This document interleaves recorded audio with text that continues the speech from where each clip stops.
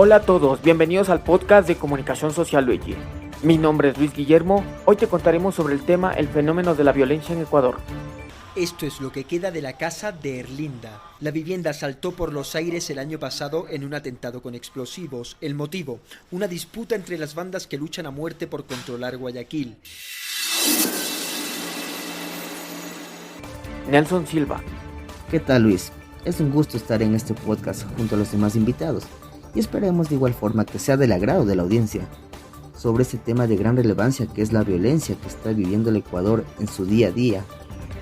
Bien, entendamos que los principales elementos y causas para que se haya desatado semejante violencia que vive hoy día el Ecuador es porque no existen oportunidades laborales en el país y por lo tanto crece la pobreza y de la mano viene la violencia, ya que las personas buscan recursos para sustentar sus hogares, por lo que se dedican al hurto, al narcotráfico y a la delincuencia organizada.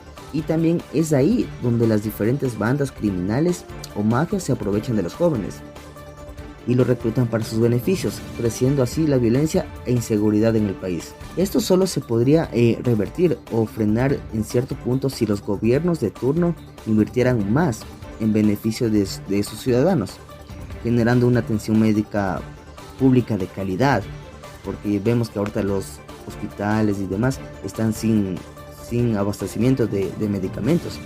También invirtiendo más en la protección social y también sobre todo invertir en los jóvenes, en darles una educación de igual forma que sea de calidad y gratuita, para que puedan ser buenos profesionales, logrando tener más oportunidades laborales en el país. De igual manera, los gobiernos o el gobierno de turno debería crear más oportunidades laborales y que así se pueda frenar otro tema que es de gran relevancia, y me refiero a la migración de nuestros compatriotas a otros países. Macabros titulares en la prensa dan cuenta de los brutales crímenes. Ahora es uno de los países más violentos de América Latina. Gabriela Revelo. Es una realidad que en Ecuador la violencia ha escalado de manera enorme en los últimos años. No existe un día en el que no nos enteremos de cualquier acto que involucre violencia, ya sea estructural, cultural o directa. Ante estos sucesos es importante mencionar las acciones a seguir por parte de todos los actores involucrados.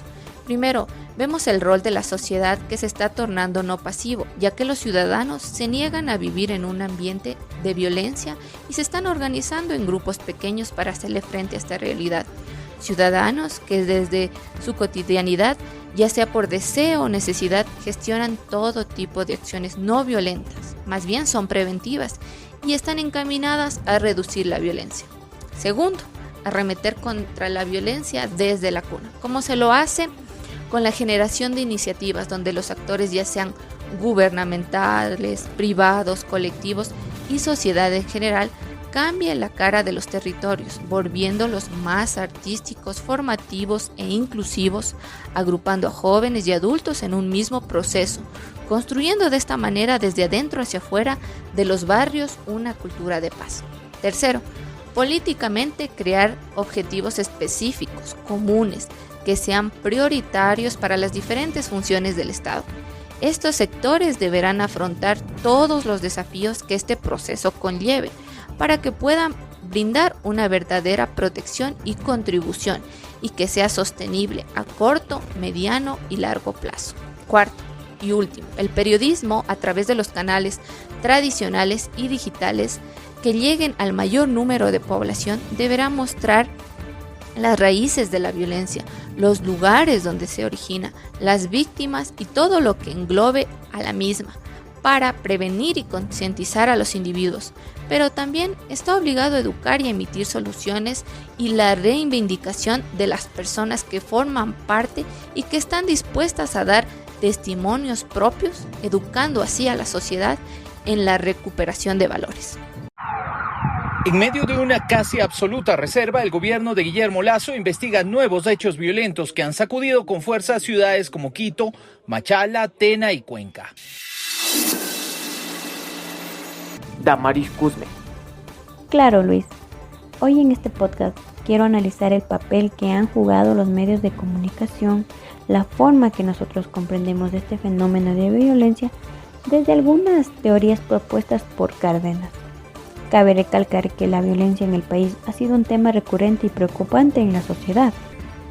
Para comprender este fenómeno es imprescindible analizar el papel que han desempeñado los medios de comunicación en la forma en que lo percibimos. Según Cárdenas, los medios de comunicación tienen el poder de influir en la construcción de la realidad y también en la manera en la que interpretamos los eventos violentos. Los medios han desempeñado un rol fundamental en lo que es la divulgación y difusión de noticias relacionadas con lo que es la violencia en el Ecuador. A través de la cobertura mediática se han puesto en evidencia los diferentes actos violentos que ocurren en el país. Sin embargo, la forma en que estos eventos son presentados puede tener un impacto significativo en nuestra comprensión de la violencia. Cárdenas sostiene que los medios de comunicación tienen esa capacidad de seleccionar, interpretar y presentar la información de una manera sesgada, lo cual puede generar estereotipos o prejuicios en la percepción de la violencia. Además de esto, la forma en que se enfoca la cobertura también puede influir en la percepción de riesgo y en la sensación de inseguridad de la población. Es importante considerar que los medios de comunicación no son los únicos responsables del entendimiento de la violencia. El fenómeno es multifactorial y está relacionado con aspectos sociales, económicos, políticos y, sin embargo, la influencia de los medios en la percepción es innegable. Para concluir esto, el papel de los medios de comunicación en la forma que comprendemos el fenómeno de la violencia es muy significativo. La capacidad de seleccionar y presentar la información puede influir en la construcción de estereotipos y, como dije, prejuicios.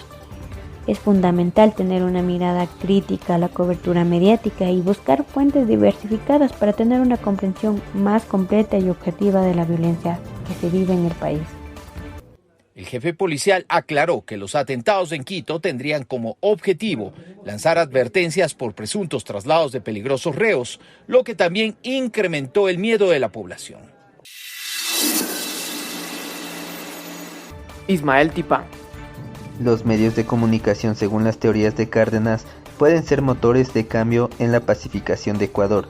Su capacidad para informar, construir narrativas positivas y facilitar el diálogo son esenciales para construir una sociedad más pacífica y reconciliada. La construcción de narrativas positivas es esencial, enfocándonos en historias de éxito, resiliencia y colaboración.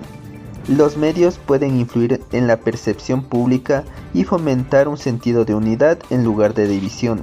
Los medios de comunicación tienen el potencial de ser catalizadores positivos en la construcción de la paz. Su capacidad para informar. La falta de diálogo puede alimentar la violencia. Los medios pueden ser catalizadores para el diálogo y la participación ciudadana. Comencemos entendiendo quién es Cárdenas y por qué sus teorías son relevantes. Cárdenas nos ofrece una perspectiva valiosa sobre el impacto transformador que los medios pueden tener en la sociedad. En un país como Ecuador, donde existen tensiones y violencia, los medios tienen la responsabilidad de informar de manera precisa y desmitificar las narrativas que alimentan conflictos. En el centro de privación de libertad de esta última urbe, las autoridades confirmaron que fueron retenidas 57 personas, 7 de ellas miembros de la policía. Tras negociaciones, se concretó su liberación. Espero que te haya gustado este contenido. Mi nombre es Luis Guillermo y esto fue el podcast de Comunicación Social Luigi. Nos vemos hasta una próxima ocasión. Adiós.